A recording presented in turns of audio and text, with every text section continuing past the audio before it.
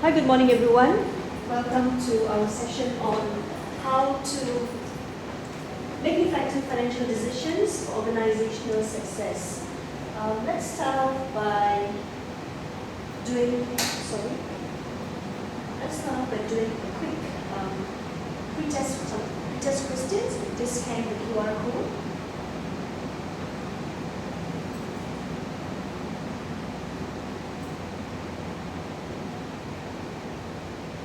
Before we begin the session, let's see what's our knowledge.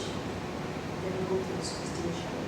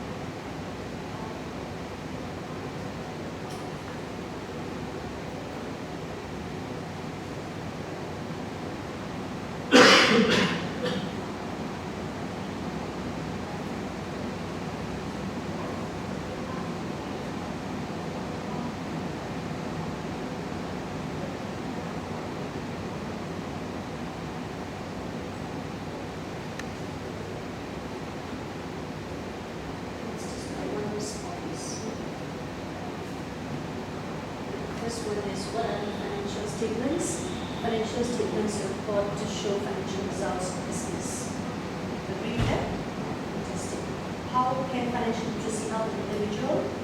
Because it gives you sufficient information to help you make investing, operating, financing decisions. Very good. What are two benefits of incorporating a company? Better succession planning and more organized. Very good.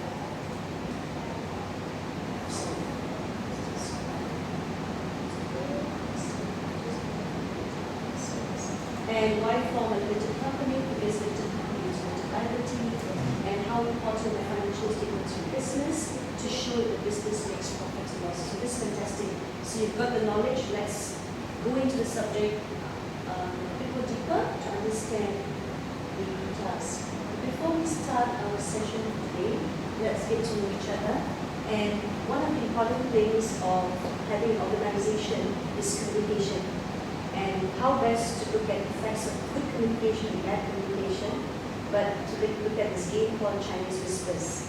So what I'll do is I'll whisper to one of you a statement, and then I'll request the person to go to the next person and whisper the same thing. And let's see if we're hearing the same thing and what the first person has heard. Okay, so I'll whisper to Ryan.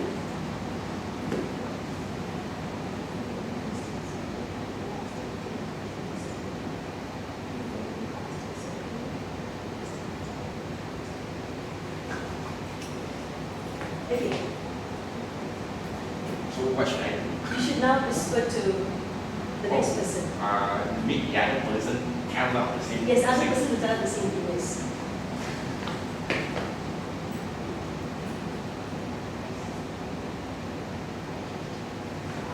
Okay. So let's see. Before you invest in time, invest in knowledge. Okay.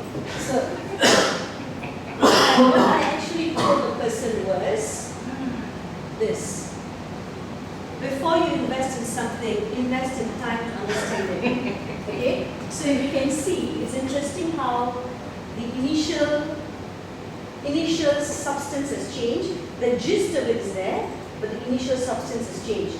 And that's the problems of communication, and the need for effective communication actually is the reason why we need to have a good organizational structure to ensure good communication.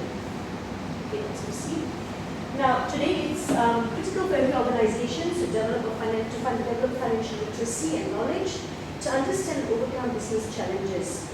In the environment we are faced now, business challenges are increasing, and effective financial decision making helps the organization to avoid the pitfalls that hinder financial performance, and instead you want to use the environment, use the organizational structure to actually be a kickstart towards achieving the company's success. So having a good organizational structure and ensuring there's financial literacy within the organizational structure is important for the success of the organization. By the end of these, the series of sessions, you'll be able to identify critical decision-making skills. You'll illustrate correct techniques and skills in making effective financial decisions.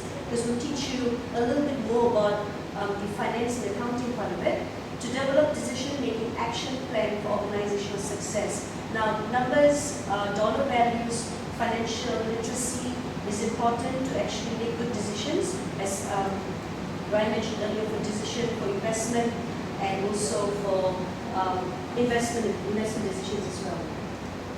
Okay, these are the various modules we're looking at over the next 2 days, but we start off with exploring types of business organizations.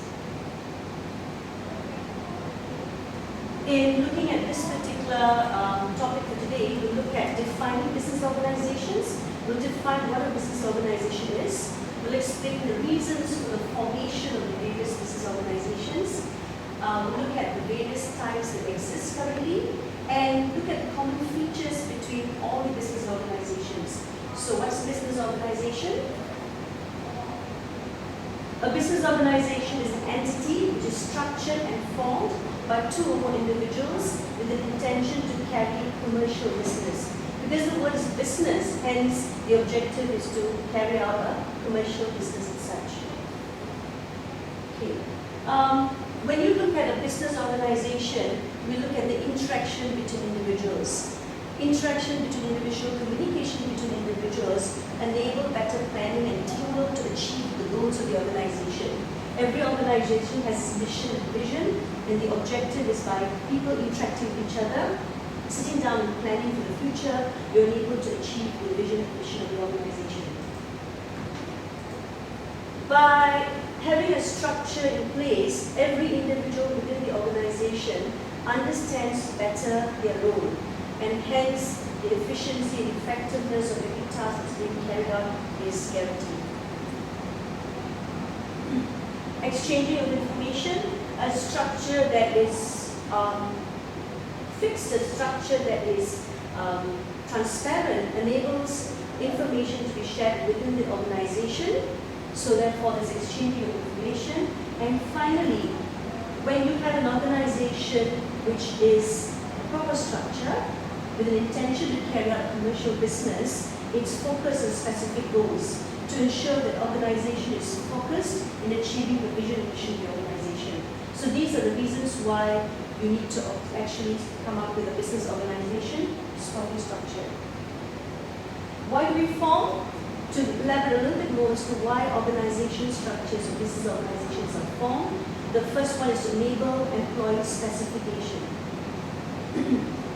When employees are provided with tasks, with specific tasks that they're able to specialize in, they work at a faster rate, and hence enhances the productivity, and the individual employee becomes expert in the task itself. So it enables employee specialization. Saving of resources, more people, more tasks. When there's more individuals working together, you can grow the size of the business by producing more products or services, because there are more people in the organization. Accumulating and sharing of knowledge. When there's more hits, your thoughts are better, your ideas are better. People may come together to share the resources and knowledge. It's always better to have more mates brainstorming a particular issue than just an individual coming up with solutions. And lastly, creating synergy for productivity.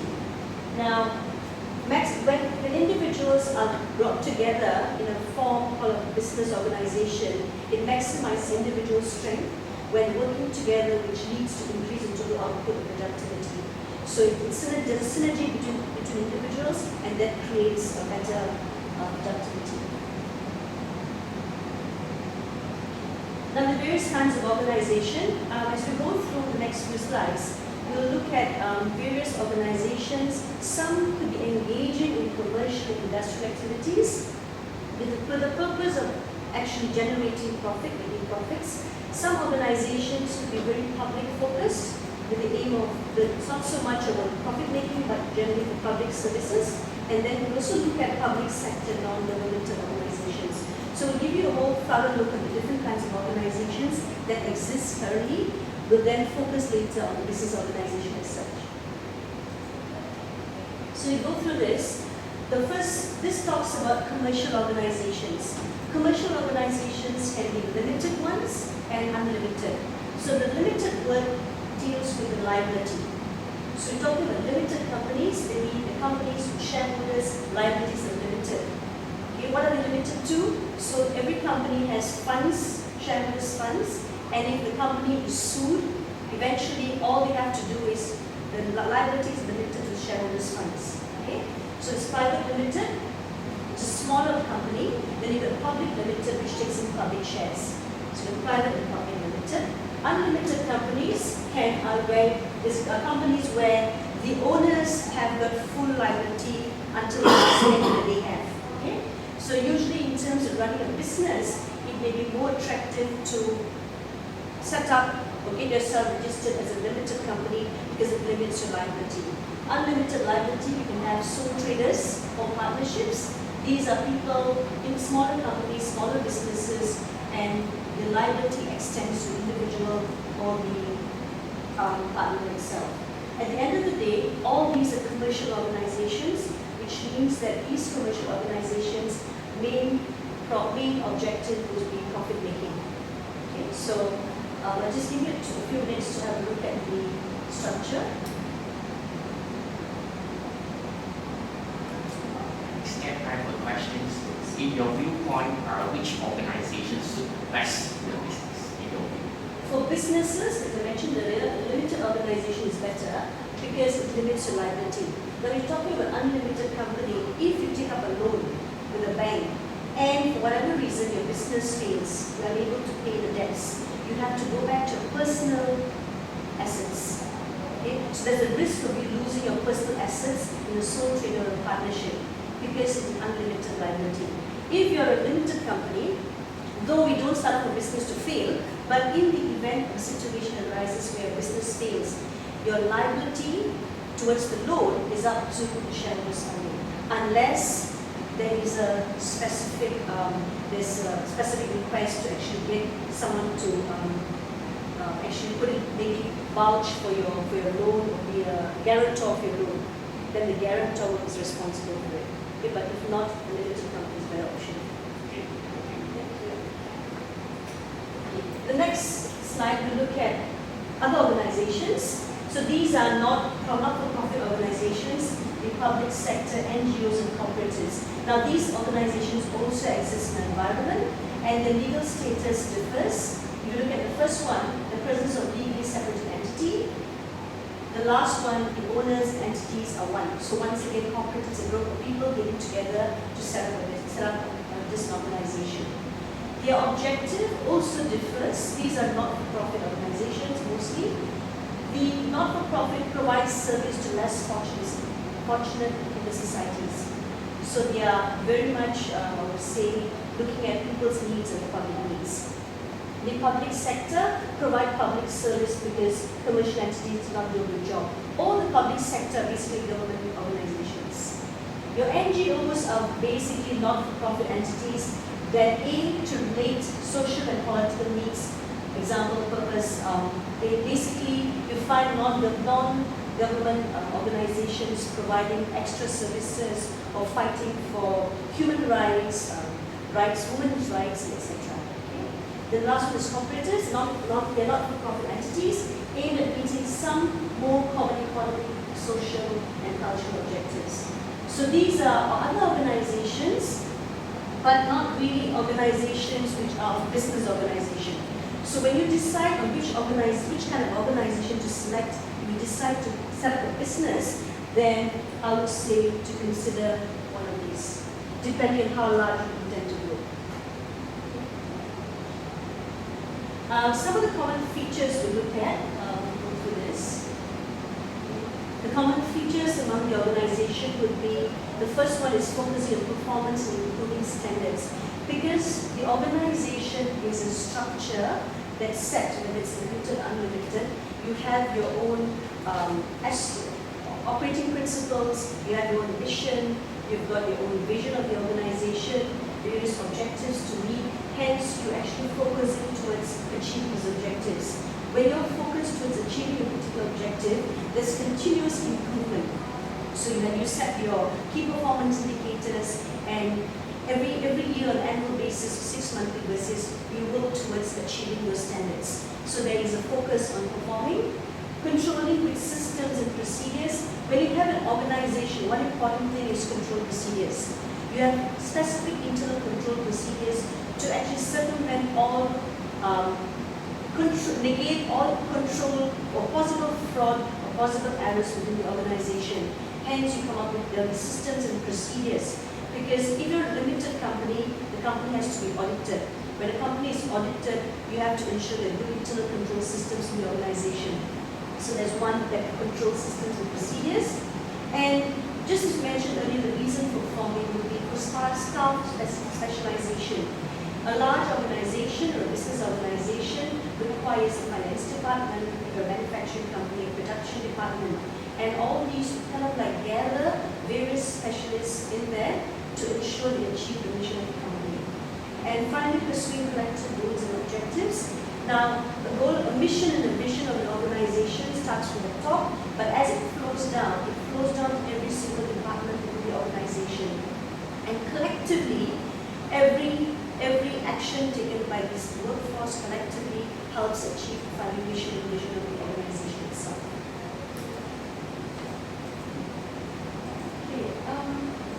Just to look at some questions before we move on. Any questions you have on any of the slides here?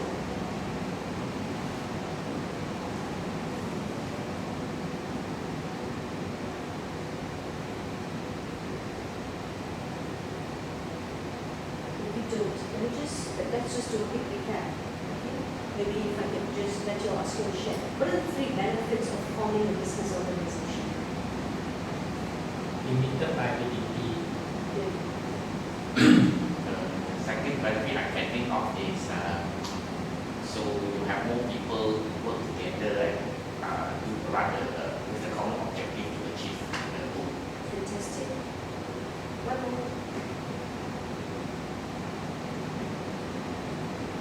Separate entity. Yeah. Okay. Now, there are various types of business organizations we saw just now. Just name 2 types of them. So proprietorship. Partnership. Partnership. Okay. How about the limited ones? Just one more. Private limited. So what are the, give me just a few features, maybe 1 or 2 features of business organizations itself. Goal-oriented. Okay. This one more. Got vision and mission, got people coming together formally.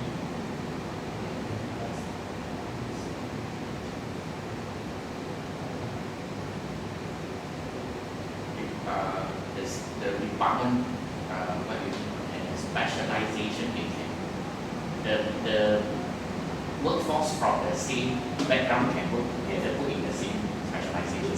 So people, individuals from different backgrounds basically come together, and when they are specialized in a particular area, it allows as well brainstorming, and brainstorming helps achieve different goals and objectives as well.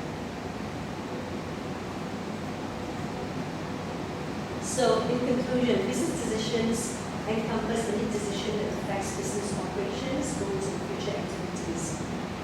Understanding the importance of sound business decisions and different types of it will ensure that when you decide to set up a business, you'll actually apply the right decision making skills in various situations to ensure the objective of the organization is eventually met.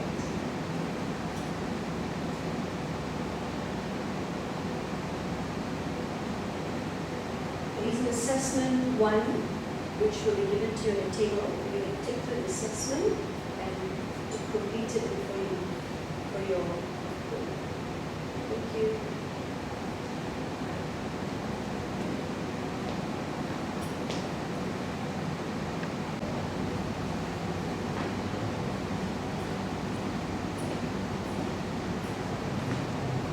Good morning, everyone. I'm Katharene Expedit. I'm from Taylor's College, and I'm here today to share with you on this topic called How to Make Effective Financial Decisions for Organizational Success.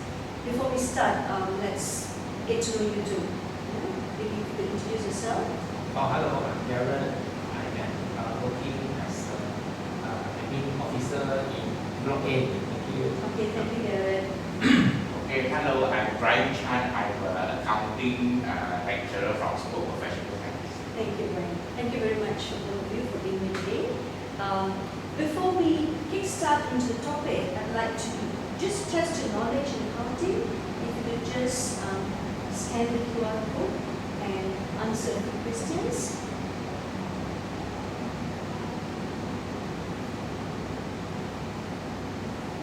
Just say quickly.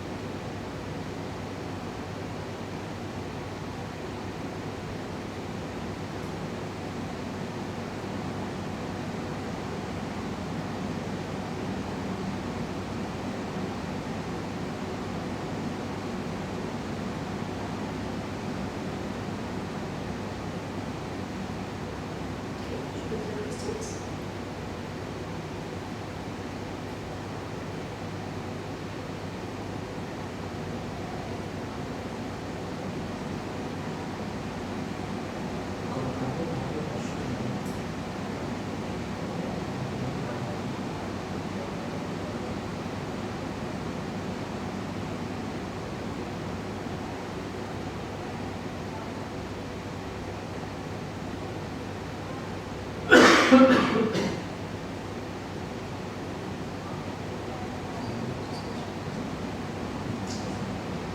the answers that we got. Okay, for the first question. What are financial statements? So we've got first answer, it shows financial performance of the company. Two of them answer reports to show financial results of business, and statement to show the users financial performance and situation of the company. Very fantastic. What are financial statements? How can financial literacy help an individual? It helps them make better financial decisions. It improves one's decision making in relation to accounting and finance. Very good. What are the two benefits of incorporating a company? Sharing resources, better succession planning, and separate entity and limited liability. Wow, you're very knowledgeable in this area. Why form a limited company? Limited liability, fantastic. We'll go through it in a little bit more detail later. To limit the risk of facing unlimited liability, very good answers. How important are the financial statements for a business? To know if the business is making profit or losses. Very important for planning to show results to accounting information. Users, especially investors, yes. Very good. And how can financial literacy help an individual? Investing, operating, financing decisions, improving decision-making skills in relation to finances, to make informed financial decision and improve decision-making as well. Very good.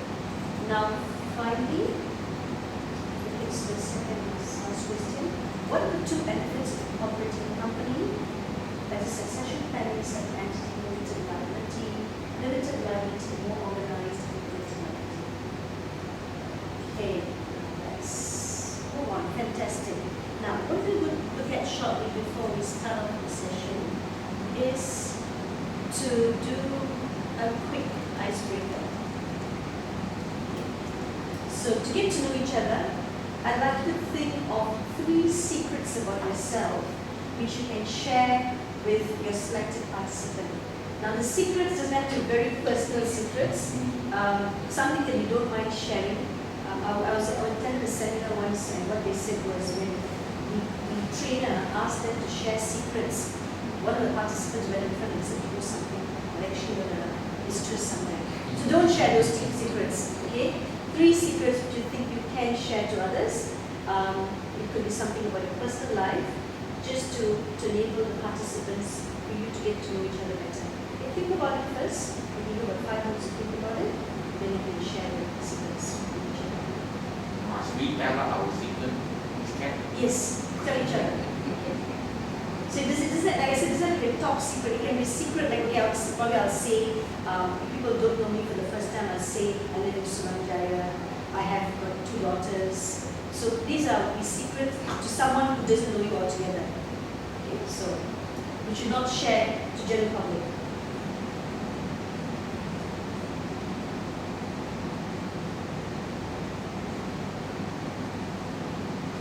So don't share very top secrets.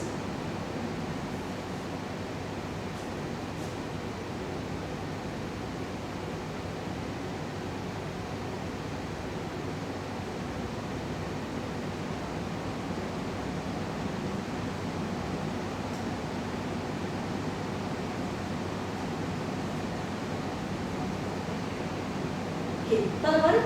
Yes. Okay, let's start with Garrett. My secret is I love to play mobile phone games, but I just don't dare to play. I love it. Okay, first secret. That's the secret. Second secret, I'm quite lacking behind my PhD studies, but I still console telling myself that I'm okay, I just need to work hard more, but I'm still very much lacking behind. And then one more is that my second son is an IVF baby. IVF baby. IVF baby. IVF, okay. It's an IVF baby. And spend quite a lot of money on getting the 2 sons. Okay, that's the secret. Thanks a lot. Because now we know better about Garrett. Ryan, yourself? Yeah, For myself, I think my first secret was I got into my love relationship when I was 19 years old. Wow. In the university, during my first year of the university level. So the relationship was just lasted for a month time, then we broke up again. Okay. That was my first secret. So the second secret was I lost my first kiss to my mom when I was born. Okay, so the first person to kiss is your mother. My mom kissed me, not I kissed her. No lah, that one is not secret lah. Moms kiss Moms always kiss your kids. Yeah. Okay. Right. Mom doesn't kiss, something's not right. Okay, the third secret. My third secret was I almost dropped out from the school during my 12 years old, when I was just a few months before the UPSR exam. Okay. So I almost got dropped out from the school because I got to know a group of friends who didn't want to study.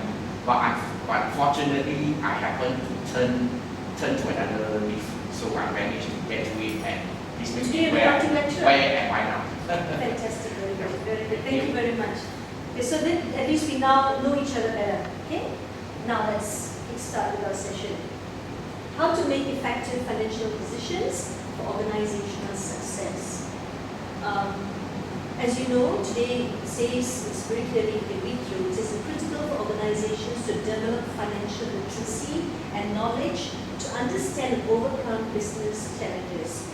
Without financial literacy, without the knowledge to read those dollar values of this financial information churned out in the systems, you will not be able to overcome the various challenges the business is faced with.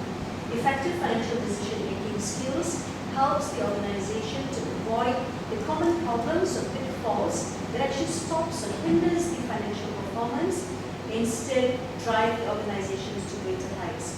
So being able to make good decisions with the financial information you get from an organization that's structured, that's properly structured, enables you to actually make sure that your organization grows to a higher height. At the end of this program, some of the objectives we wish to achieve is firstly to identify critical decision-making skills. Yeah? We'll learn about decision-making skills using financial literacy. We'll illustrate correct techniques and skills in making effective financial decisions. And finally, we'll develop decision-making action plan for organizational success. So these are the objectives that all of you would gain at the end of this program. There are 8 modules altogether for this program.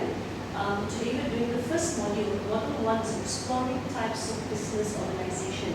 So before we get into details of financial literacy, let's look first at what does business organization mean and what types of business organizations exist in the environment we're in now.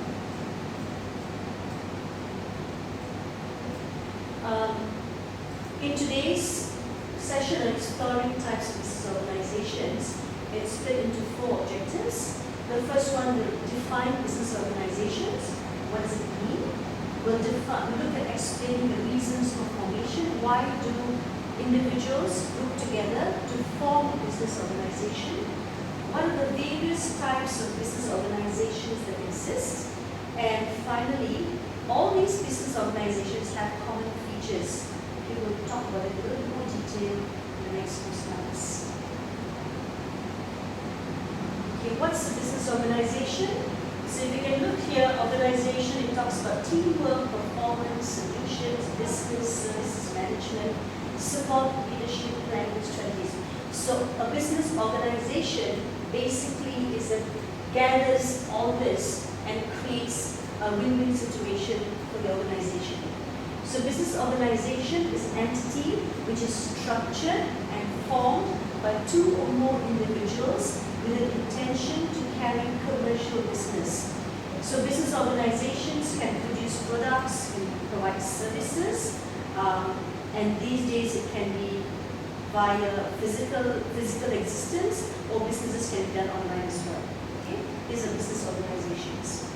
Business organizations are organizations which are formed with structure because it looks at people's interaction.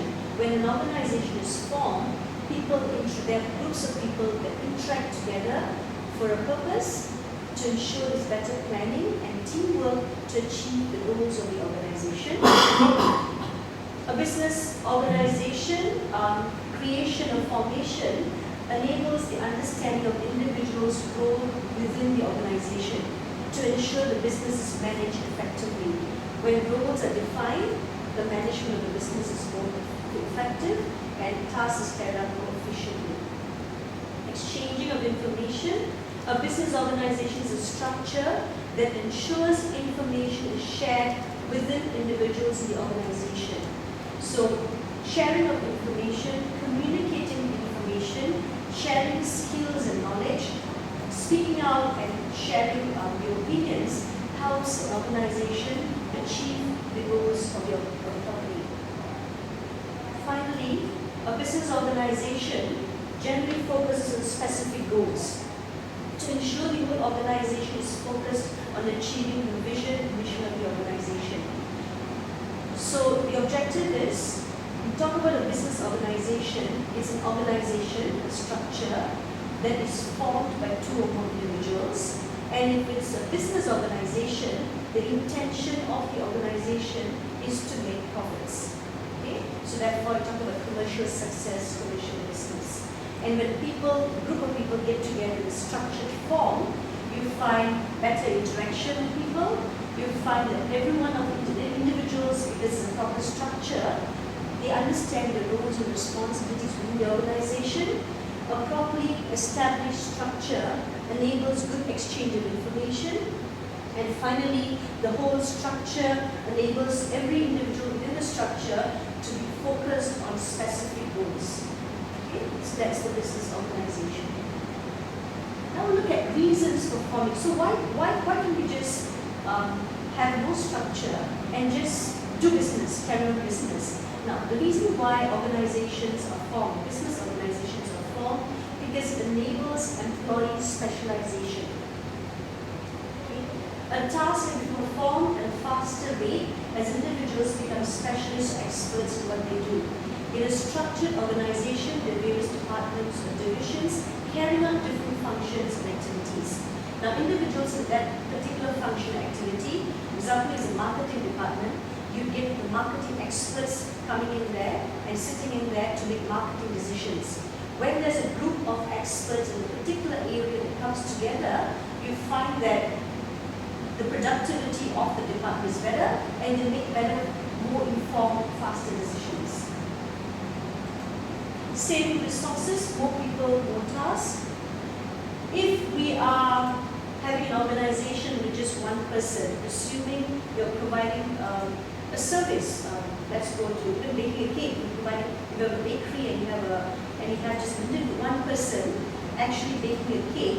There's not that many cakes an individual can bake. But if you've got more employees, more staff, more helpers within your bakery, you're able to work together to grow the size of business because you can bake more cakes. Okay? And therefore you're able to provide more products and services to the customer or the end user. Next is accumulating and sharing knowledge. So one of the important things, when you bring specialized people within the organization, you find people coming together to share their resources and knowledge. Not every individual within a department or a whole organization comes with different skills. And the skills together, when they come together, enables the organization to make better decisions. Creating synergy for productivity, maximizes individual strength and working together, which leads to increased total output. So at the end of the day, for a business organization, you form an organization to ensure you enable employee specialization. You're able to ensure there's more people, therefore you perform more products and services. Your output is increased. You accumulate and share knowledge within the organization, and you create a synergy because the more information that comes in, the more strength that joins together, you're able to increase your productivity, your output within the products or the services. Thus, these are the reasons why organizations or individuals who intend to start up a business always think of let's form a business organization.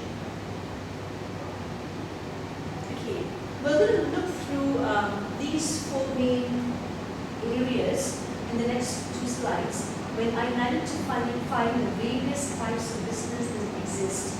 Okay, the first one is there are businesses that engage in commercial and industrial activities. Okay? There are businesses that basically operate to make profits. There are businesses that exist with the aim to benefit the public as well. Okay, so these are public-based enterprises. And there are organizations that look at the public sector and all. There are also various non-government and public sector organizations. So every one of these types of organizational entities have different purposes. Okay? But having said that, we'll look at the various types of organizations, but we'll focus on the business organizations. Okay, to move on. Any questions so far? Let's move on. So we start off with commercial organizations because we talk about business organizations. Commercial organizations can be split between limited and unlimited. Let's start off with the limited organizations first. The limited organizations can be private or public limited. The private limited organizations vary from small to big. So you have two minimum shareholders and directors in a private limited company incorporated by going into registrar of companies and setting up a Sindran Berhad. So Malaysia is called a Sindran Berhad. So they are vary from small to big. They're legally separated entity. Now we talk about legal separate entity. It simply means that the owners of the business are different from the company. They're considered two entities. A simple example. If, for example, the owner purchases a car, just say Garrett is the owner, he purchases the car, and the car is under Garrett's name. But Garrett's business is called Garrett and Ryan. Okay? The car that Garrett purchases is not owned by Garrett and Ryan, but is owned by Garrett's. It's a separate entity. So which means that when Garrett spends money on his fuel, he can't, unless the organization of the business allows him to submit his claims, he can't put it as a business claims. It can be a personal claim submission. Okay? Or just say depreciation of Garrett's cars cannot be charged to the company itself. Okay? That's a separate entity concept. With a private limited company simply means that shareholders have limited liability. Now there's two terms, there's limited liability and unlimited liability. Limited liability is the liability of the business itself. If the business takes on a loan or a mortgage from a bank, it takes on 100 million, 1 million loan. I mean, private limited, a loan of 100 million.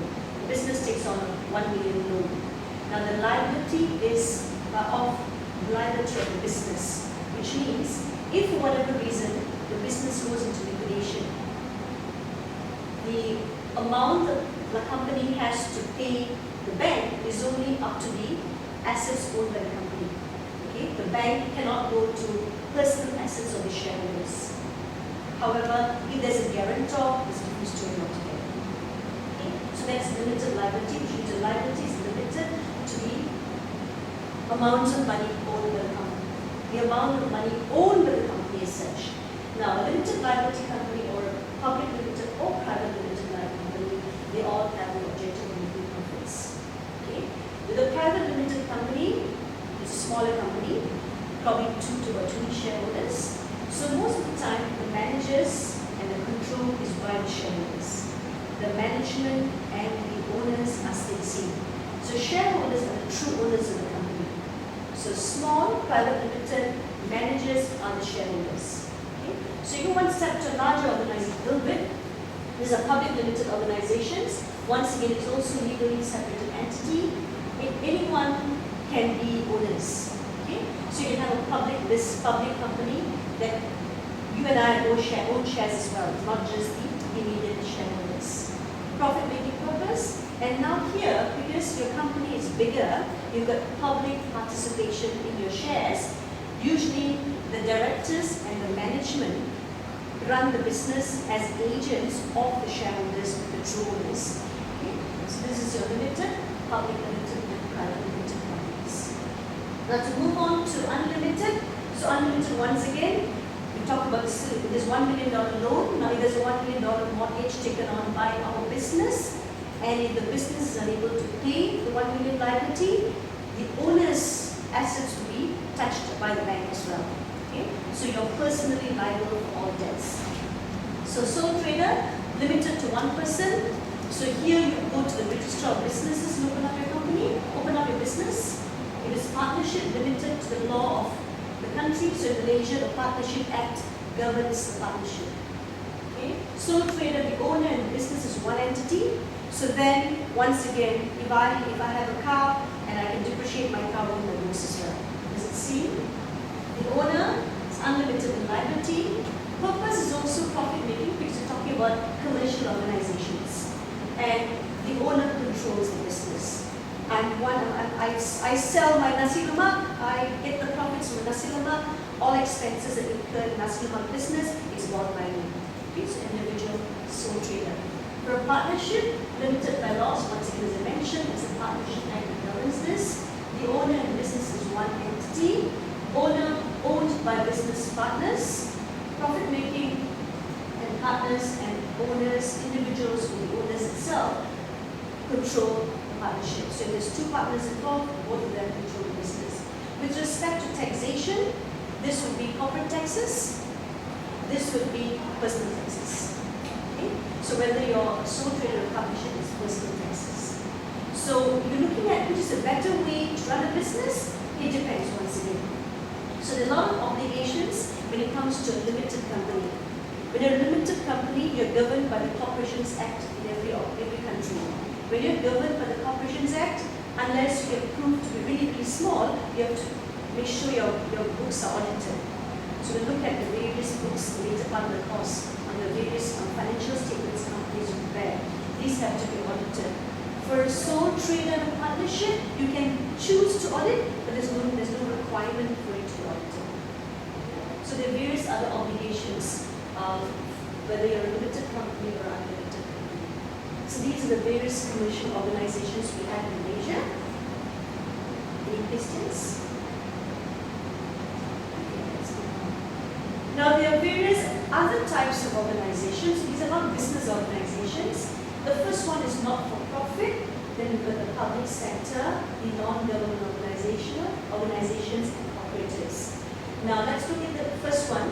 For not-for-profit organization, the legal status is presence of legally separated entity. So you have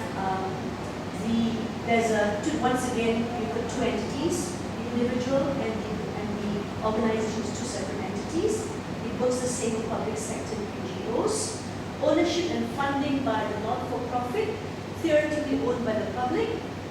Funding for membership fees, conduct revenue generating activities and donations. So you could be a non-profit organization actually providing training for underprivileged kids. Okay? So then the only way to generate revenue is probably also at the site running a small cafe that serves as a revenue generating mechanism for you to help conduct your work. Okay? Provide services to less fortunate societies. These are charity watch, accounting standard board. So example in Malaysia, the Malaysian Institute of Accountants is a non-profit organization. But they have a separate arm, which is a commercial arm, which organizes seminars and workshops that basically helps to sustain your own business. For public sector, owned by the government, funding from taxes and charges. So our taxes are basically used to fund the various public sectors in the country. To provide a public service, because I wouldn't say this, it depends on the country itself. So you'd say, sometimes they say it because they want services to be provided to every level of every income bracket. We want the B40 to also benefit from services. Hence, you find public sector. So government schools will be under the public sector because you do not want there to be a fees introduction which makes it difficult for a student that can't afford an education to study. So that goes under public sector. So education in UK and NHS UK. To provide public service because commercial entities do not do a good job. Commercial entities are too expensive for the underprivileged to get access to services. Now the NGOs, theoretically owned by the public, funding NGOs that's you can see in Malaysia. It's probably for women's rights protection, underprivileged kids, and these NGOs do a fantastic job because their focus is basically for the public. And once again, they're not business organizations. There's no intention to sell a product, to sell a service, to make a profit. There isn't such an intention. Any profits, if they have, solely put back to business to help various individuals. So it could be UNESCO, the World Health Organization. The last one is cooperatives. The owners and entity are one, owned by its workers and communities who take a share of profit. Funding is primarily from workers and communities, not-for-profit entities aided in meeting some common social goals. Okay, so these are cooperatives itself.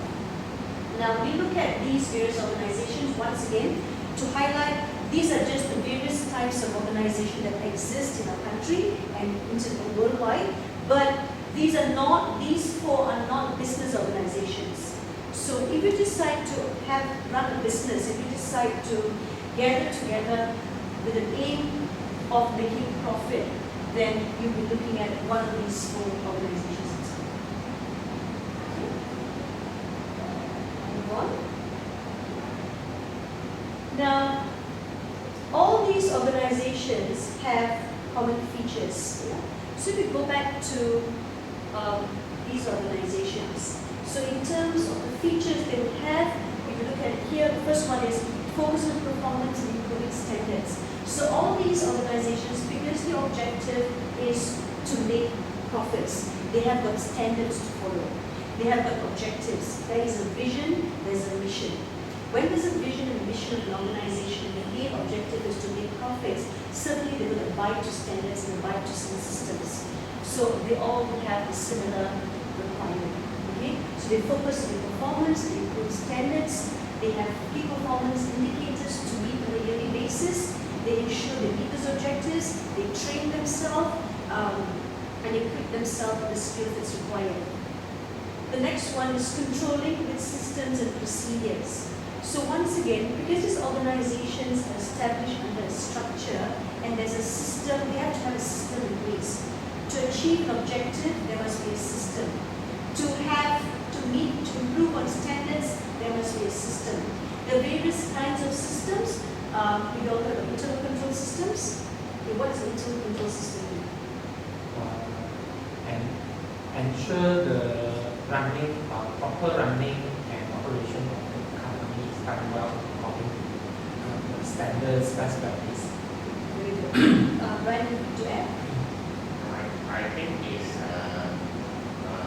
there is a proper checkpoint for the organizations, the people who do, so that they will do the right thing, they will not comply. Yes. So an organization, if it's a proper structured organization, so you look at these four organizations, the proper structured organization, you can see they are a separate entity, they have their limited liability, which means that they have to have a structure in place. There must be a process in place. There must be systems in place. And I think more so for this, I would say, because in this particular kind of organization, public limited organization, there's a separation of management and owners. See, the true owners are shareholders, but the person running the business is actually directors and manager. So when you have a separation of ownership and management, more the reason why these companies have to have a fantastic system in place, because they're accountable to the true owners of the company. Okay. Achieving staff specialization. A structure and a system in place, one that has specific procedures to deal with every single aspect, so no one's lost in the system. One continuously strives to improve its standards to be able to be a profit-making environment or profit-making situation, has to achieve staff specialization. Okay? So if you're all here today, it's probably because you need to enhance your knowledge on financial literacy, to enhance your knowledge of decision-making skills. So achieving staff specialization through training, through ensuring you get the right group of expertise coming in the system, all this enables the organization to achieve staff specialization. What I achieving staff specialization, right? The staff with a similar background and knowledge are put together to go for to achieve the goal of the business. So we talked earlier about one of the things that we do is synergy. We talked about grouping people together. So that's the formation of a proper structure basically enhances that, makes that possible to happen. Now next is pursuing collective goals and objectives. Now a proper structure has got various departments, various functions, various divisions. Within these functions and divisions, there are various tasks that we carry out. So you look at, once again, look at a simple business commercial organization. When you have owners who are different from their management itself, when you have a task of actually to make profits, what you would see is there will be different objectives and goals by different departments and divisions. By the end of the day, the objective is to pursue the common objective of the organization, which is its mission and vision. Now, so this common features basically focusing on performance, including standards, controlling with systems and procedures, achieving staff specialization, and pursuing collective goals and objectives.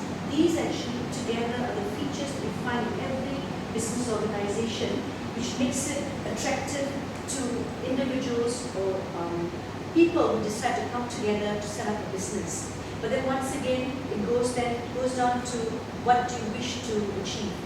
If you decide you want a limited situation, limited liability situation, you go for a private or public limited.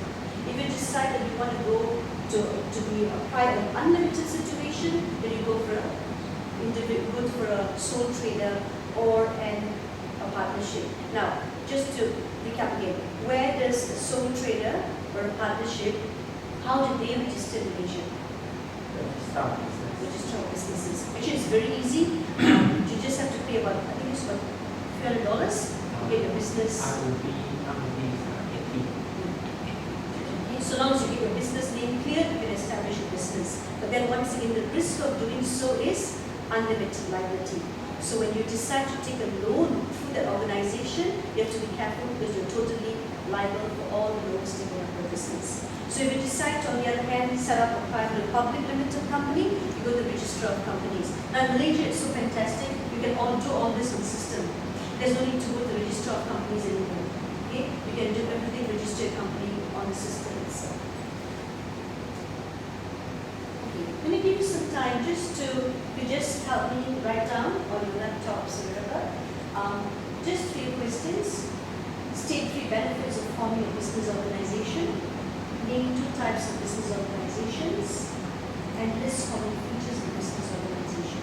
So if you could state the type of organization and list the features of this organization. So example, if I take sole trader, list the features of a sole trader. If I take limited company, private limited, list the features. So we've got focus to that. And we'll go through the answer to it.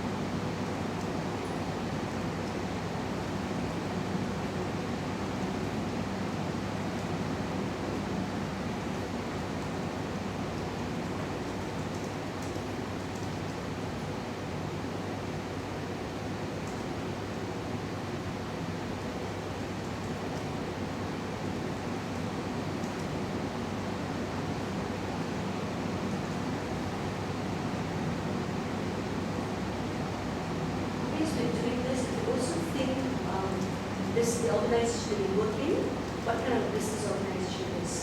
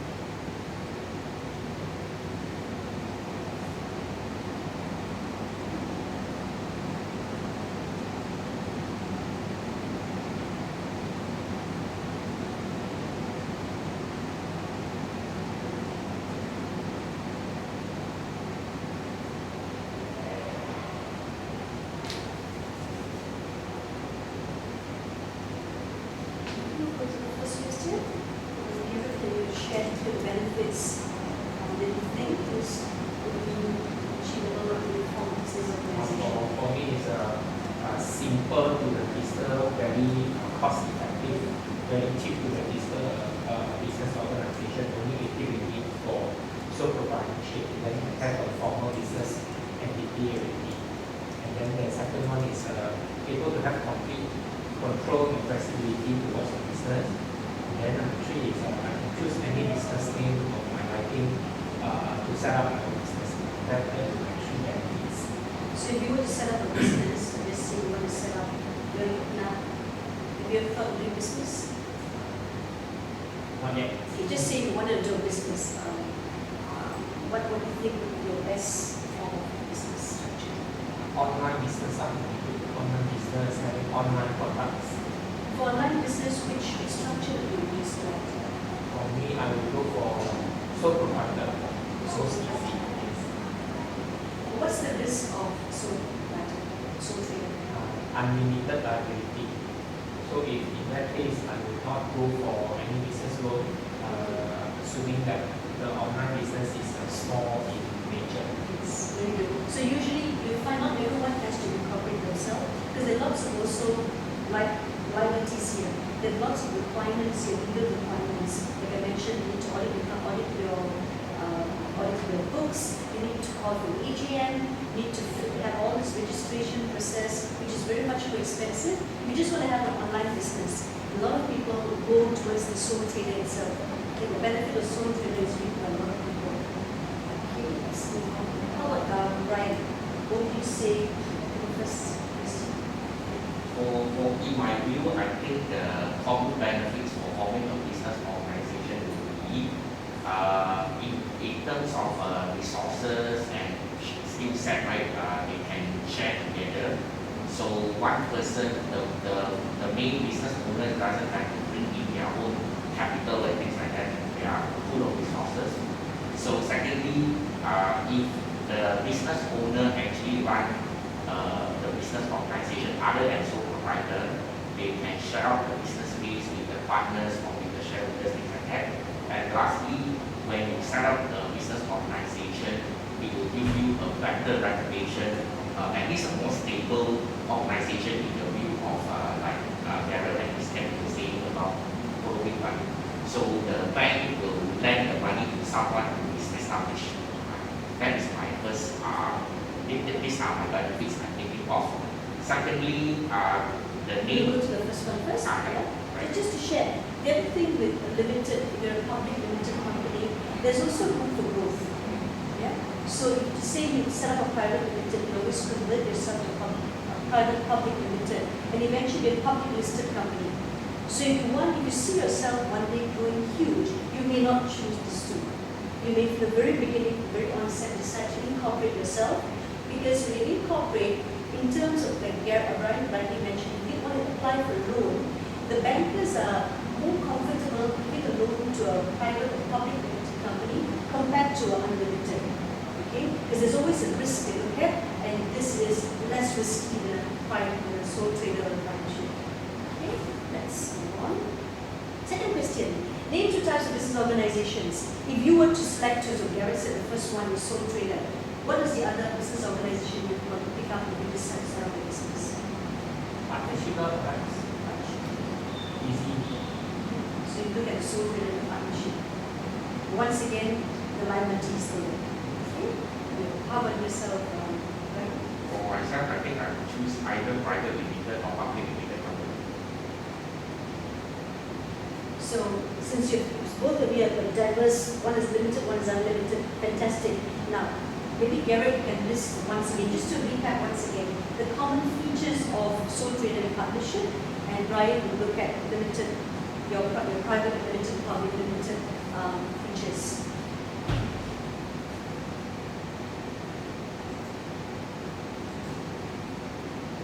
Mine is sole proprietor. Yes, sole proprietor and partnership. Okay, I found it. So for me, for sole proprietor is easy to set up, very cost effective, the cheapest of all the types of business activity. And then of course I have full control because I'm the owner, I'm the president, I'm the GM, I'm the everything. Okay. And then of course I can choose any name of my name, provided that name is still available for using. Then I don't need to pay any extra tax for this business. So proprietorship is not taxable, but I am taxable. Yes, you're taxable. So the profits which you make, you've got to record it within your personal taxes itself. Fully up to me. And these days it's very interesting because we look at Malaysia, entrepreneurship is encouraged. There's a lot of various, I think Brian, a lot of exemption or grants the government gives. Okay, so you set up a business and you think it's a business is in line with the government's policy, you get a lot of benefits setting up a new business. Okay. Very good.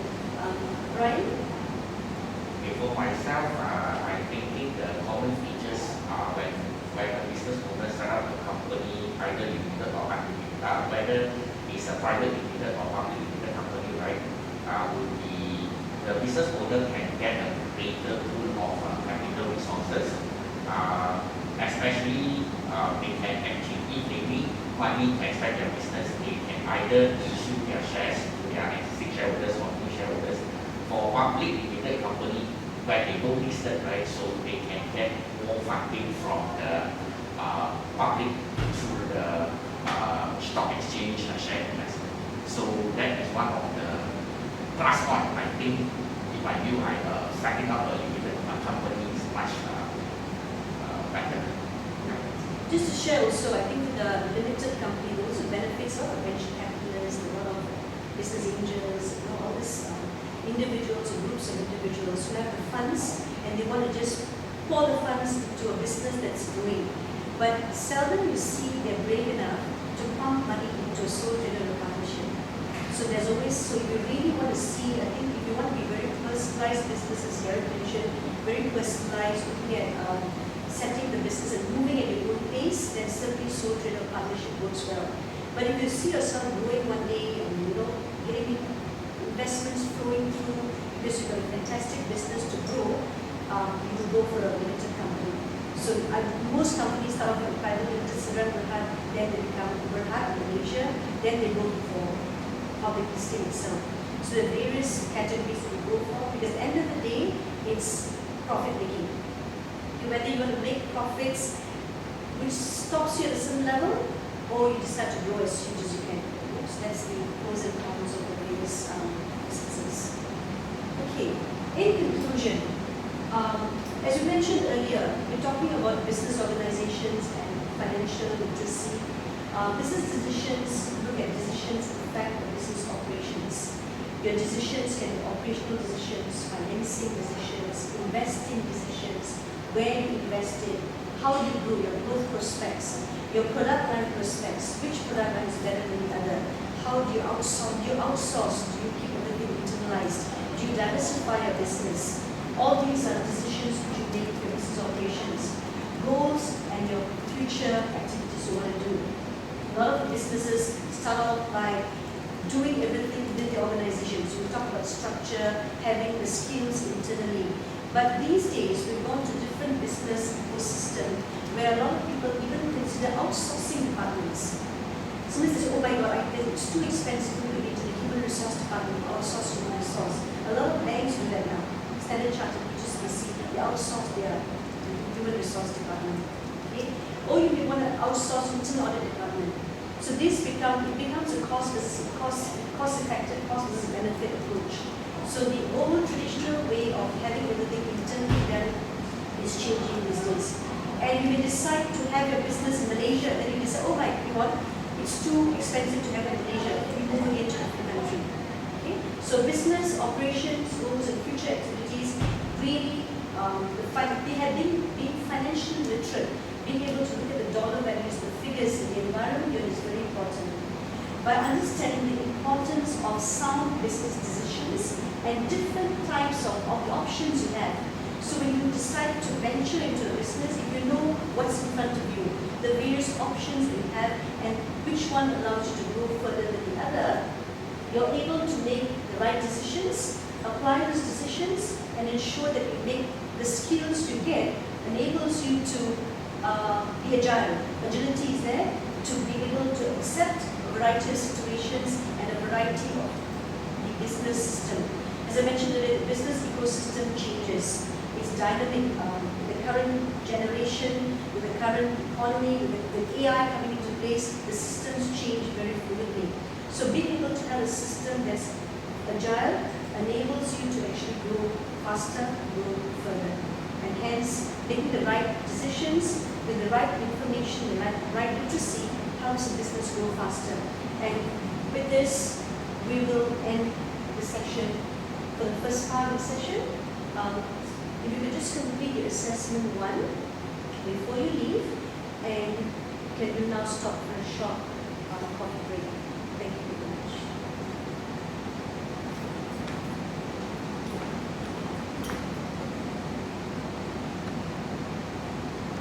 Good, yeah.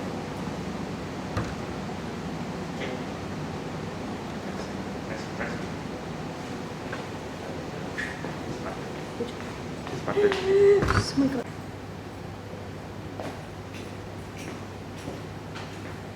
Hi everyone, welcome back.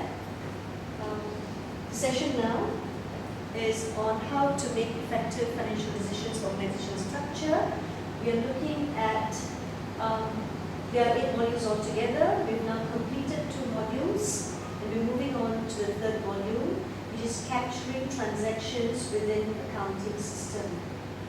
To do a quick recap on Module 2, where we identified various transactions and documentation, we defined what are transactions and various transactions that organization has.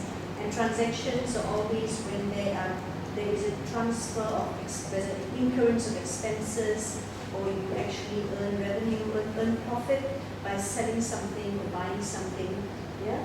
So we talked about transactions, we talked about the various documentations which we use to be able to record or to be able to undertake those transactions. Okay, so when we As part of module 2, we looked at the types of business transactions. We then looked at the various documents involved that a company uses on a day-to-day basis for those transactions. We talked about the payment. What are the various payment modes or payment types that an organization takes on for its sales and for its purchases? What are the payment modes? And finally, we spoke about handling storage of information. Information is important, ensuring that information is confidentiality of information gathered.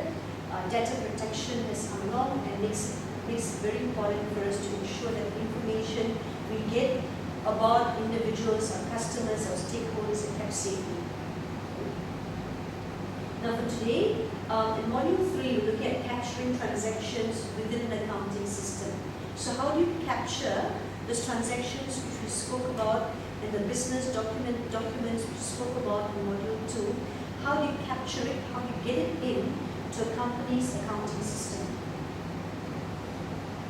For this, we will explain the accounting cycle, talk a little bit about accounting system and bring in accounting cycle. We'll outline accounting documenting process. So we talked about the various documents that you have to support the various transactions in module 2. Here we'll learn about how to actually get this into the system itself. We'll identify the books of prime entry. It's an interesting name, I'll tell you what it is later. And then capturing and transactions within the books of prime entry right up to actually churning out what's called a financial statement or financial report. So in the Companies Act in Malaysia, what we say financial statement now is actually called accounts. And that word has not been changed yet. So what's the accounting cycle? The accounting cycle is a sequence of accounting procedures which is used to record, to classify, and summarize business transactions.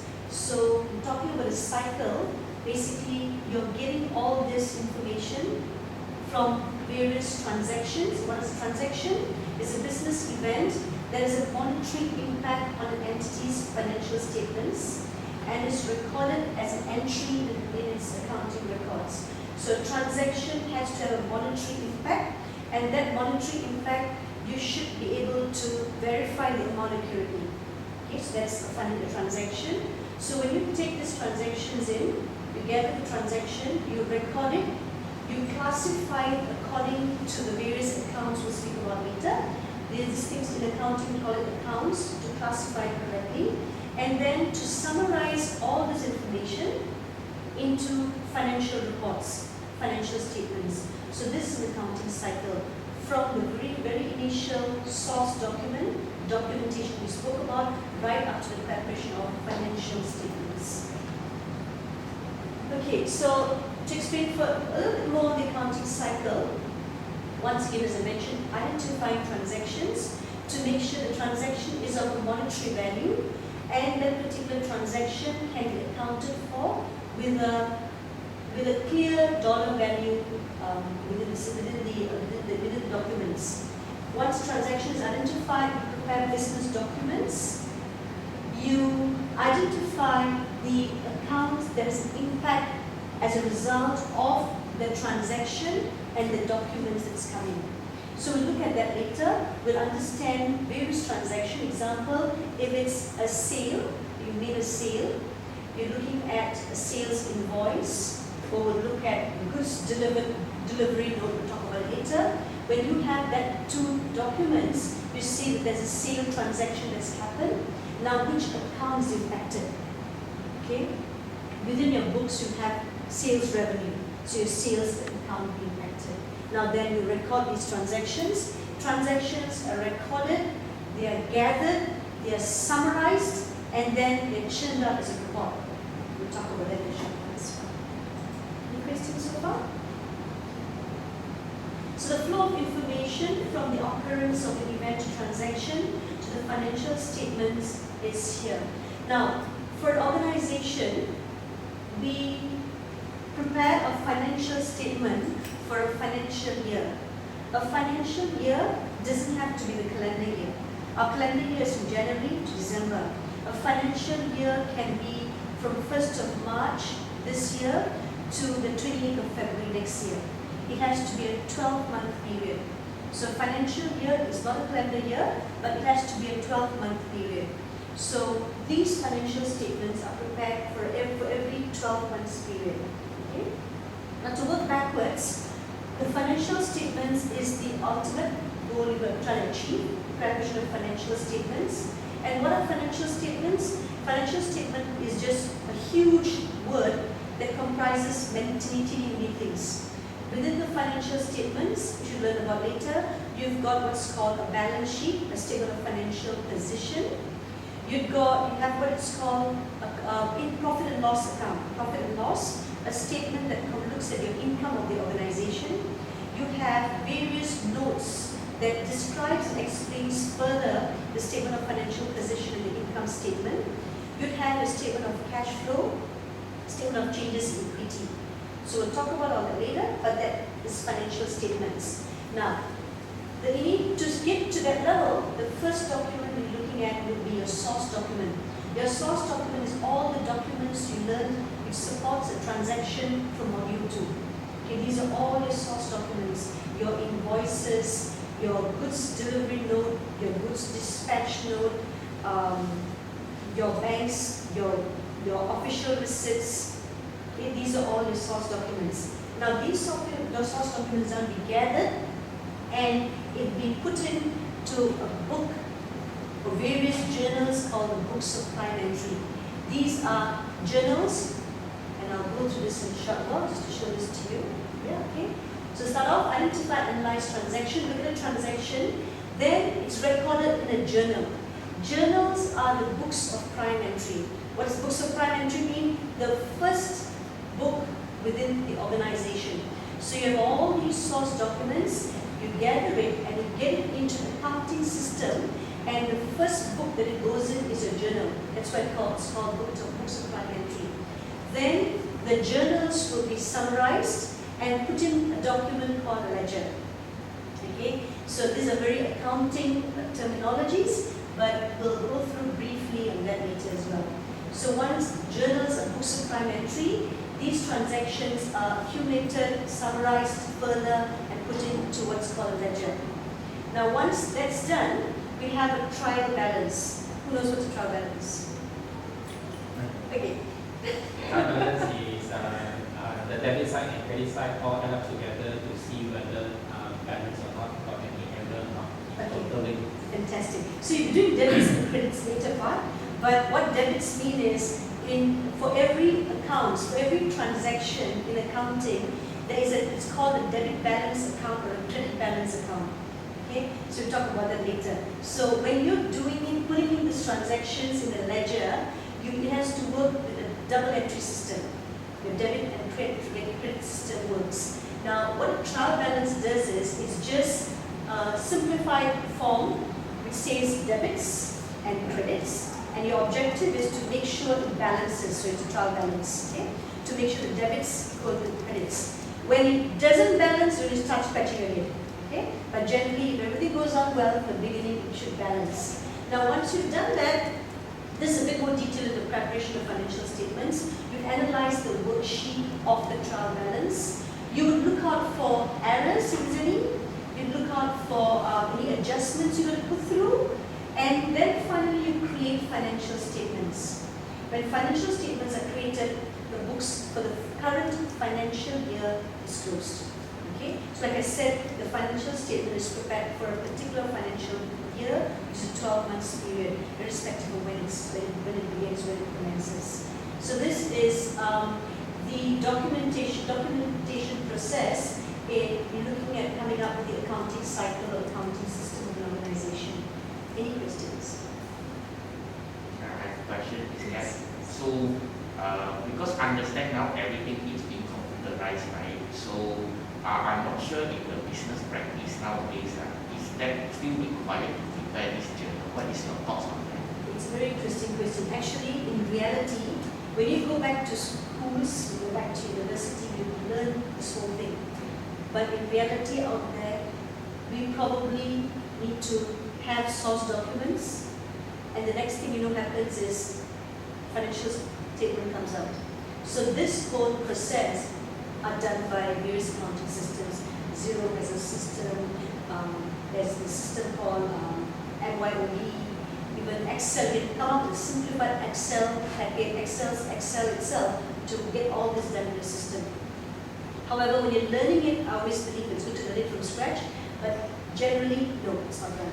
So you need to make sure you gather your source documents. So you're a new business, set up a business with a sole trader partnership or a private limited company. Make sure your source document is gathered. Then all you need to get is a data entry person to put in all that into the system. And it goes up to, I wouldn't say financial statements, because it doesn't do accruals. Some systems doesn't do accruals, it doesn't do adjustments. So you can come to a level whereby you can come up with a report. Then you put in your accruals, your adjustments, and the system. Okay? So it's not like those days when I studied properly and do the whole thing. There's a system. Yeah?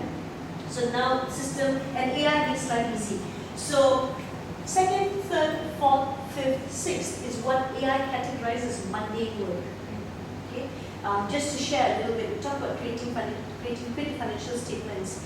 There is actually an AI system called RoboCFO. I'm not sure you've heard of that. So what RoboCFO does is it asks you to put in information from financial statements. So you put in total assets, your total revenue, your profit, etc. And then your company's business, how big it is. And it can actually churn out a review or forecast of your company for the next 3 years. And RoboCFO even teaches you how to grow. Okay? So that's the AI platform. So AI has done a lot of mundane work, but then again, AI is machine learning. It's machines, which means that AI has been taught by human to be able to churn out all these reports. Okay, let's move on.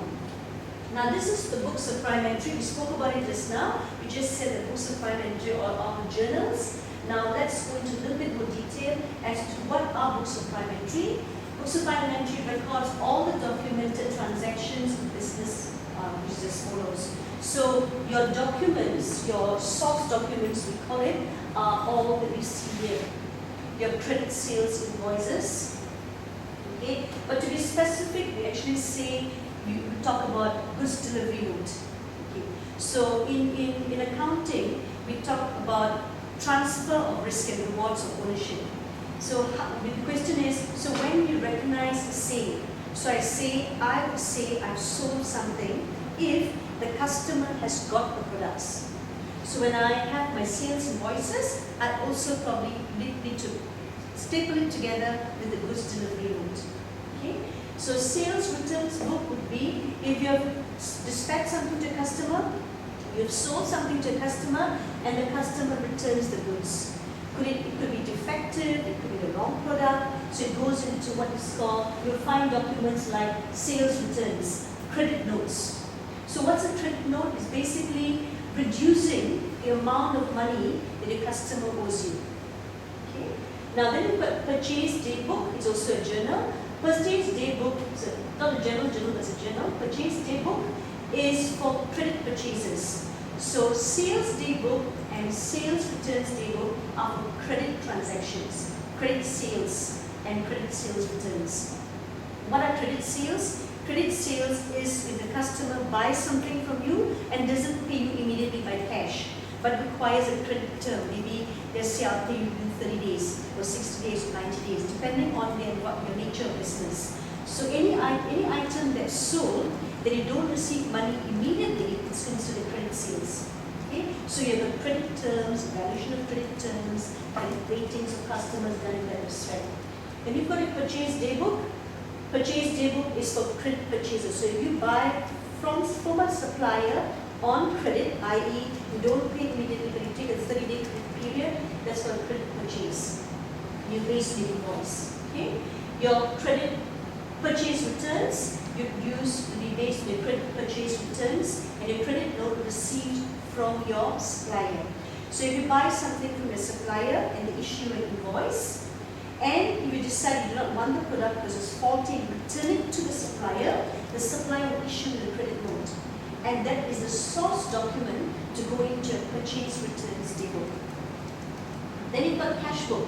So if any amounts of any transactions, whether it's sales or purchases, if it is done by cash, which means I go, I buy, I pay, or someone comes to me, buys and pays me cash. If it's a cash transaction, it goes into the cash book. Okay? Petty cash is for smaller amounts of money. So example, if I am buying part of my purchase, I'm buying supplies for my manufacturing, I'm buying supplies, I'm a sole trader, and I'm buying supplies for my cupcake business. And those supplies will be my cash book, I'm buying by cash. We go to supermarket and buy it.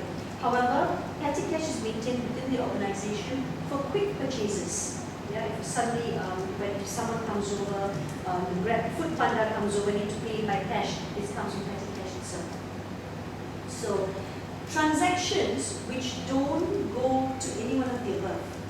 Okay? Transactions not involving credit sales, credit purchases, not involving cash sales, cash purchases, not involving petty cash, will be categorized under journal entries. So examples of it will be things like depreciation, amortization, any adjustment of errors, all that goes to the general journal. So it's saying if it doesn't go to any of the above, it falls in here. Okay, that's your other transactions. Any questions? Okay, so I've got some examples of transaction going into the sales day book, the sales returns day book. So let's go through this very briefly.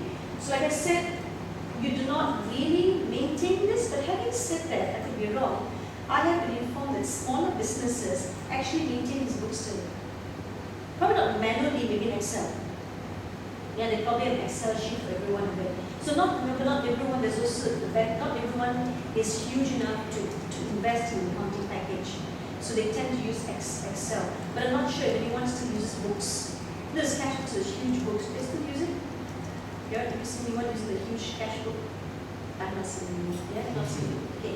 So if you sell something and if you have sold on credit, so if I've sold to Suntec Enterprise and I've sold it via credit to them, sold my items via credit, I have to cross-reference it to the invoice number. Okay? The reason why the invoice number is very important is because if in the event you see the sequence is not right, then you know, holding on, I may have missed an invoice. So it prevents any errors in recording a transaction. Okay? So the invoice number is very important. Dates, invoice number, and then the total amount invoiced, and it specifies the products they've purchased. Okay? These transactions will be useful because if you're deciding to analyze further your sales by products, it gives that information. So this is your sales table. Sales table for credit sales, and the source would be your invoice number.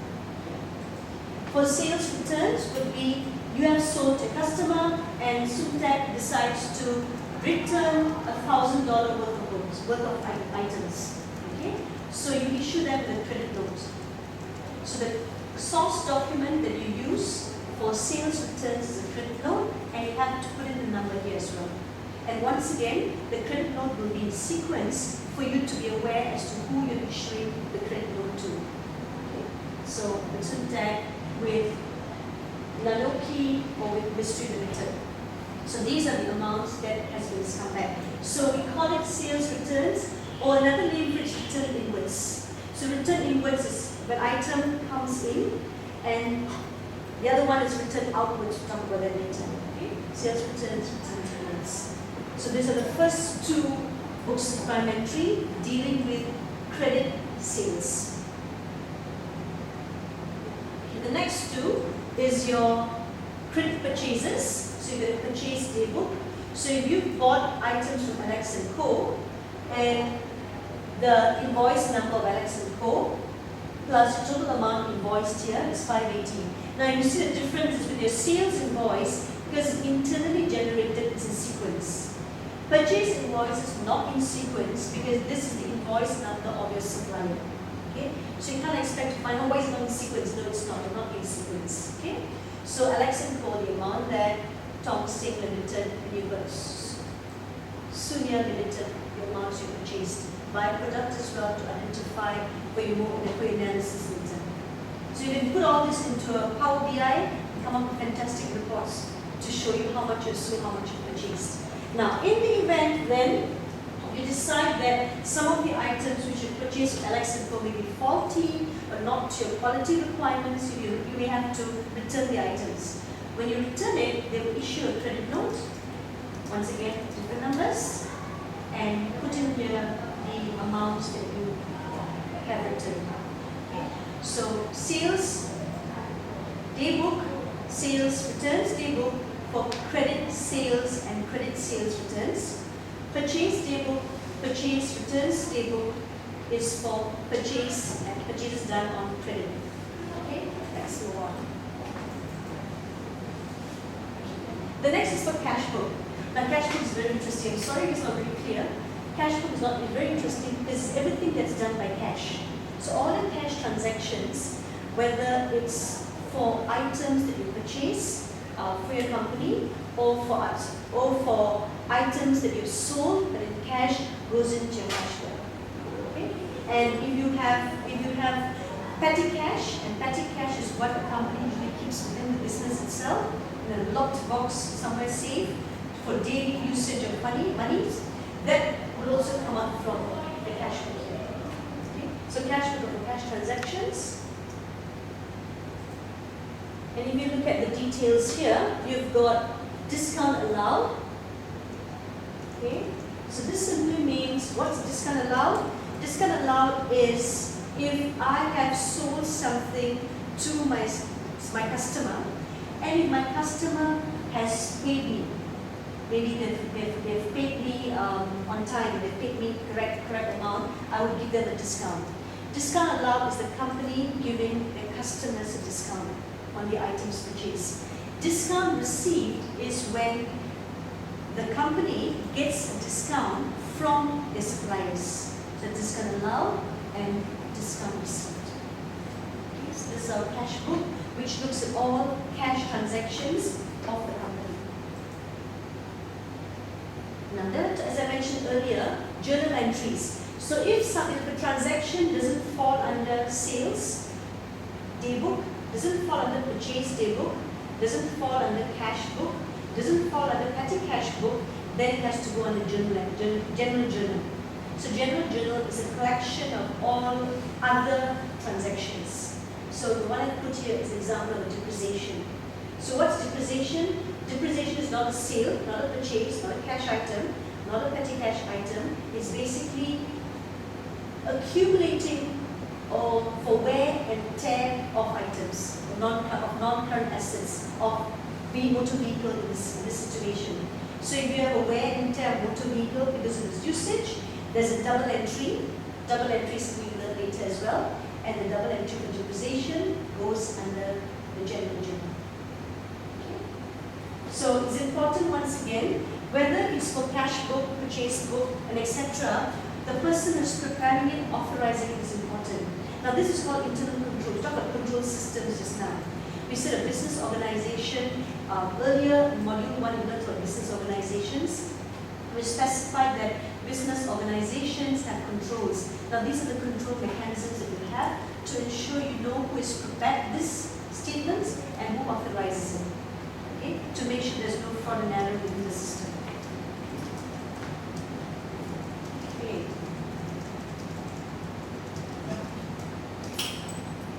So, put a few questions before we go. Let's give you a few minutes to go through and think about it first, and we'll go through it. First question is, if I've sold goods on credit to Ramona for RM 800, which particular book would it go for? Yes. It's sales journal, right? Okay. Now, once again, just to recap earlier, we talked about cash payment journal, your cash book. If it's a cash payment, it goes under cash book. There has to be a cash payment. If it's a cash receipts, money coming in, it goes under cash book, cash receipts. If it's a purchase, that means you buy something from outside, it's a purchase journal on credit. Here, because you sold goods on credit to Ramona, it's sales journal.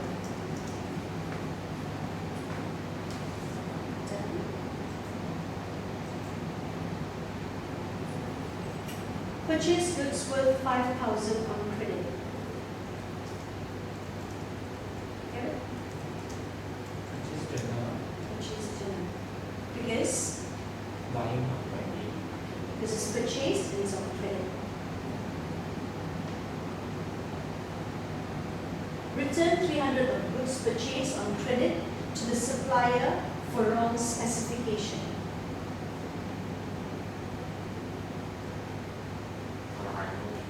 Yes. Yeah. Will it be return outwards journal? Yes. Okay. Now, what is another name for return outwards journal? Purchase return. Purchase return journal. Okay. So return inwards I mentioned is another name for Return. Sales sales return. returns. So sales returns, very good. Purchase returns journal. This can have questions for cash book. So are we still using the terms of cash payment and cash receipt journal in practice now? I believe not so. It's just cash book alone. Yeah, it's just cash book. So this is just, yeah, there are different, it's probably older book, older version. I'm just going to go back here a little bit, just to look at, do you have any questions on the transactions here?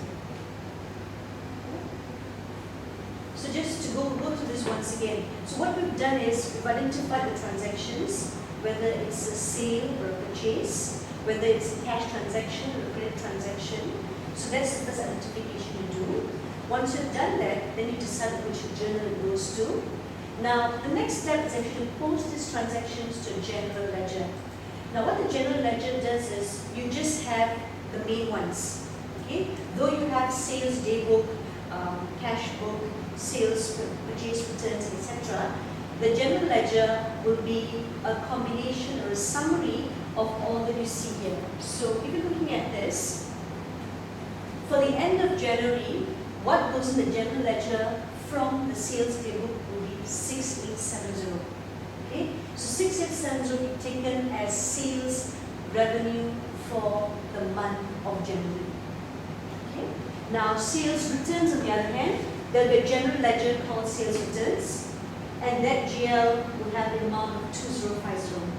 So the summary of your sales day books, the summary of your journals will be transferred into your ledger. Okay? So this is for the month of January alone.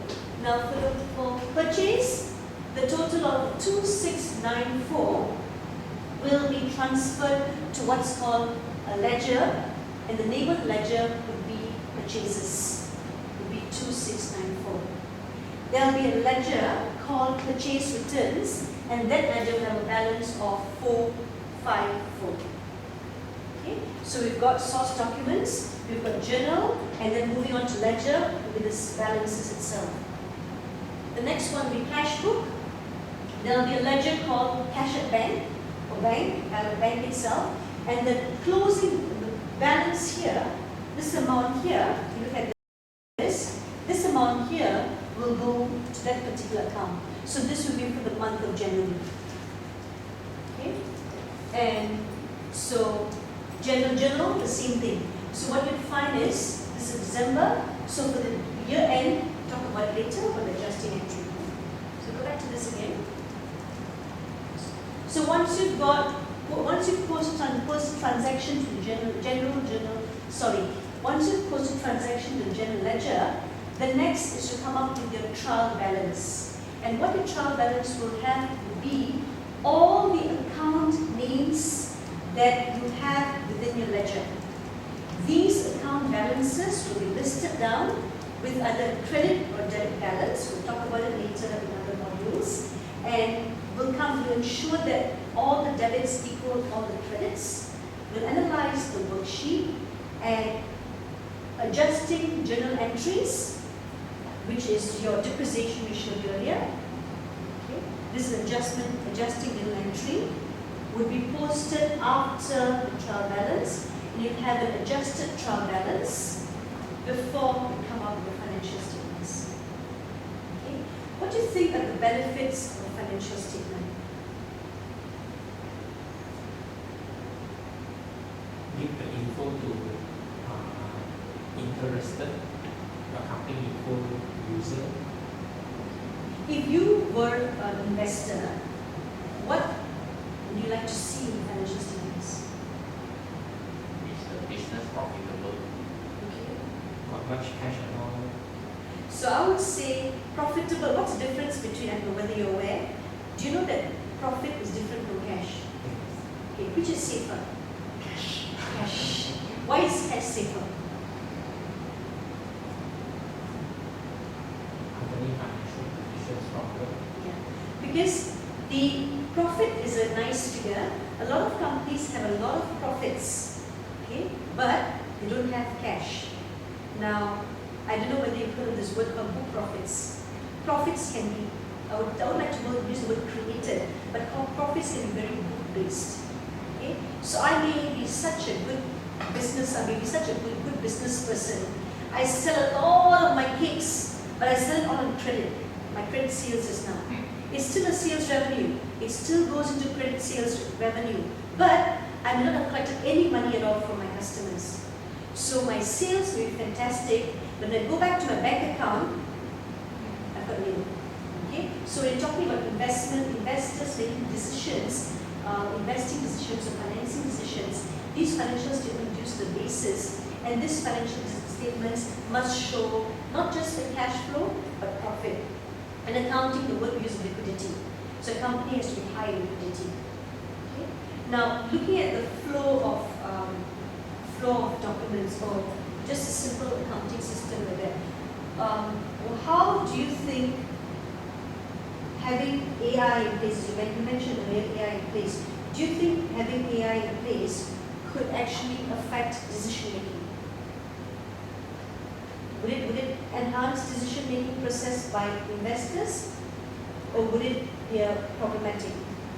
I think it will help to enhance the decision-making process. The decision-making can be made faster and more accurate because conventionally those tasks are why they perform manually, right? So they are kind of human-based, so humans tend to make errors. That's right. What do you think are the possible errors that could happen within this process? They could miscode some entries, wrong amount, things like that, and it will affect the end result in the financial statement. Let me give you a 2-minute work on Google. Can you just name me some of the errors? There are different names of errors in the recording process. In an accounting system, an accounting cycle, there are various errors that occur. Errors are very bad. What are the errors you can find? For causing the trial balance not to balance, isn't it? Yes. Or general potential errors within this process.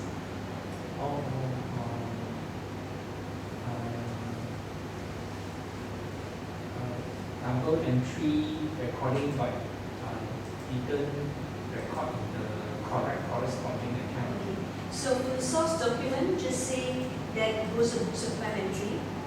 Okay. Books of prime entry is all your sales table and etc. Then you go in the ledger. Now when it goes in here, you must know what goes as debit and what goes as credit. Yes. So if you wrongly put debit as credit, you learn in a short while, then you have the wrong entry. Now there's another error that's very human error based. And this can happen even in a computerized system.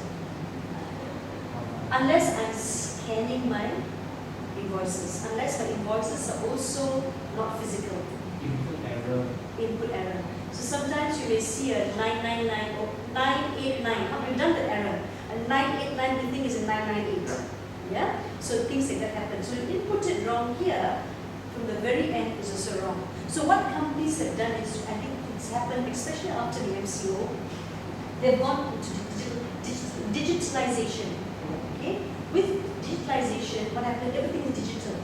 So you find that these errors are minimized because from source, right up to the end, it's all within the system itself. Okay? So these are some of the errors which can be removed, errors which we faced years ago, we did everything manually. Okay? Anything else you'd like? Anything you'd like to raise? Any concerns, any questions you have? And Ms. Kat, how about the intentionally human fraud? For example, some managers or directors, they want to, there is a money laundering involved, they want to purposely conceal the identity of the transactions, then end up, the financial result still looks good, but end up, it could fall into the corporate scandal, just like what happened to what I did, things like that. What is your view on that? Okay, just going to very basic accounting. Look at what we're doing now. Where can fraud happen? When selling, when buying. Simple fraud. So how can fraud happen when you're selling? Some companies, they want to show a higher profit. When you're talking about, I'm a private limited company, I want to be public limited. Well, I'm a public limited, I'm being public listed. What do you need then? Yeah, there's a requirement to maintain a certain amount of profits. Now, you want to have a high profit, what do you bring up? I make sure I increase my sales. So when you talk about sales invoices, if I just base on sales invoices, can the company just issue many invoices and record it as sales? Because talk about sequence, they can do that. So one of the controls that you put in the system here, you see, it's just not sales invoices. It must be goods delivered note. And what you see is the customer must sign acknowledged receipt of goods. Okay? So that is a control system here. So to avoid fraud, intentional fraud, the auditors will come in and check these things. Now in Malaysia, we require to have audit committee, internal audit function, all these things come into place to make sure this doesn't happen. Purchases. Yes, I purchased something, whether it's arm's length transaction. Okay? So sorry, once again, your sales table. Who am I selling it to? Am I selling it to my friend? Am I selling it to my close friend for $0 value? Controls. Purchases, I'm buying from someone. So I'm purchasing, I've got a credit, I've got a purchase invoice. How can I ensure that the items I've purchased actually reaches my company? There must be a proper purchase order selected from the list of approved suppliers, things like that. Okay. But still, I could be purchasing something and sent to my house. I could be the head of purchasing department and the items go into my house. So then again, the internal control systems and procedures, it says you only record a purchase if there is a goods delivery note. You've got proof that the warehouse has received the items and is countersigned it.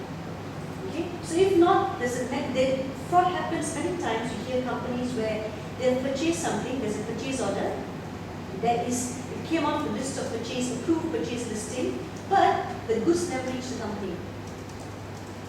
Okay, so this happens. So just like that, fraud, I wouldn't say error. Error is like the errors mentioned earlier. When there's an intentionally, there's a reason, there's an intentional way or intentional mode to deceive or to change business, then you have internal controls in place. But having said that, realistically they say, right, you can, just say if I decide to commit fraud personally, if I'm just changing this personally, you can catch me. But if all of us together, in collaboration, want to commit a fraud, is when you have the cases you mentioned earlier. Yeah? So it's difficult to catch a fraud, like even our Enron. It's difficult to catch it when everyone works in collaboration. Until something has to happen one day, when it's so obviously out there that the company's profits are fake, the company's everything is fake, then you start questioning whether the authorities can catch it. So these are very good. Theoretically, it looks good. So with AI, with machine, with the softwares, it does help quite a bit.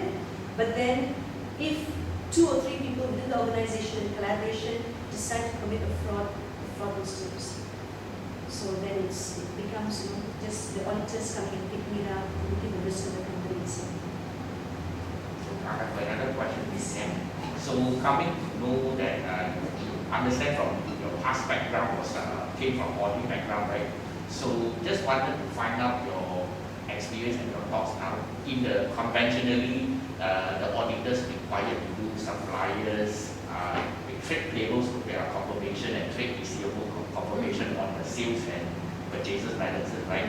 So with the current technology now, AI or whatever, do you think it is still required to do a manual suppliers and customer reconciliation because auditors will send out every year to confirm? Is there a better way to know in the future they could minimize these paperwork and things like that? I don't know whether it still goes on paper. I would say, I don't know, maybe platforms can be created, I don't know, blockchains, no? Can be created whereby amounts are verified digitally. I'm not sure whether it's still is done manually. Still done manually? Few years ago that was still manually, but now I'm not so sure. Now I think a lot of, in fact, the auditors have gone away from paper-based situation. Yeah. So then it's good, you raised a good issue. So for sales, when it goes to sales revenue itself, all credit customers are always sent a letter at the end of the financial year to confirm that that's the amount that they owe the company. For purchases, in your ledger, the purchase account that goes in the trial balance, goes in the account of purchases, you send a confirmation to everyone that you've purchased from, the suppliers, to make sure that the balance in your books equals the balance in their book. That's your supplier's confirmation. And also for bank anyway. Yeah? You got bank statements coming in to verify it. Right. So we've done the questions and we have talked about various situations. It includes fraud and error. We can end the session. If you have no further questions, and we can go for a short break. Any further questions? Thank you very much. Thank you.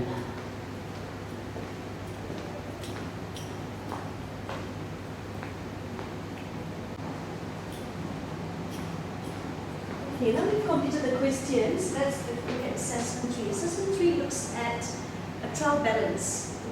So I'm just going to quickly take you to a trial balance.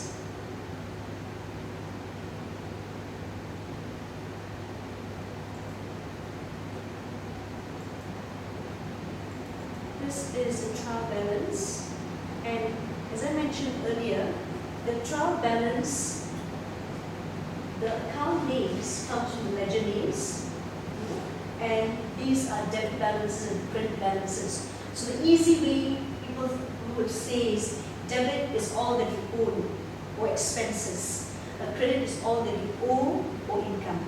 So things like motor car, furniture, computers, fixed assets and non-current assets, bank balances, cash in hand, trade receivables, these are things that you own. So they're all within here.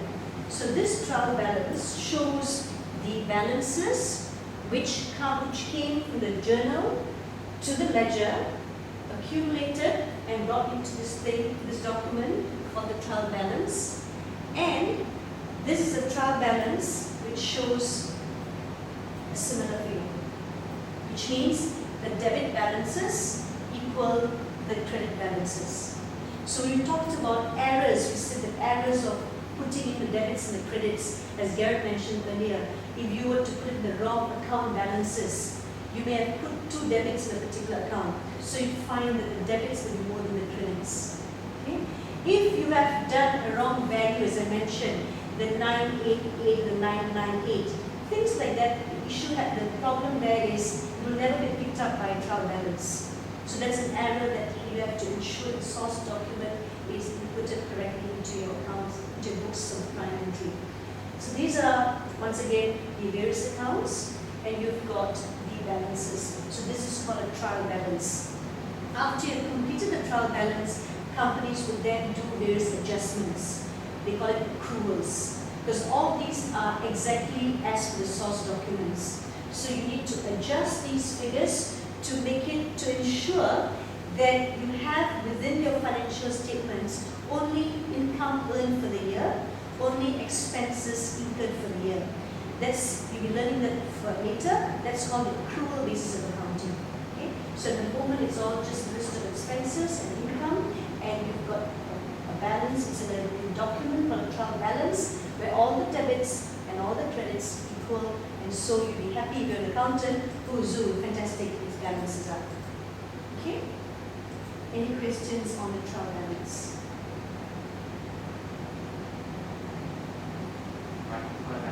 Just a question, what is the usefulness of preparing this trial balance? You know? For me, I think it's always good to make sure whatever debits and credits is gone in, the duality concept works. Because if you don't have a balance, a trial balance of this nature, a worksheet with a list of balances, debits and credits, you cannot be sure that whatever you've done throughout your accounting process is correct. So this is like a check and balance. Okay? All the debits, all the credits equal, so must be fine. So long as, but then once again, as you mentioned earlier, you can't detect fraud. You can't detect errors of inputting the wrong figure in. It is gone with both accounts properly done. Okay? Now with that, we'll end. Let's quickly have a look at some of the references that's been used. So if you wish to further understand about the double entry concept, about the source documents, about the process we've gone through a short while ago, you can refer to the Roger Meyer's book or the Lewis Gordon. Frank Wood's a fantastic book, for basic accounting, something you can look out for. And certainly there are all various other books you can look for. In fact, the internet is huge with resources. You can do a Google search, you can go into, you want to be more academically inclined, you go to probably Open Tuition or accountancy to get a very academic outlook of accounting. But a lot of various books you can refer to as resources to understand better the accounting process, the accounting cycle, and the accounting system. With that, I'll end the session. Thank you very much. Have a good day.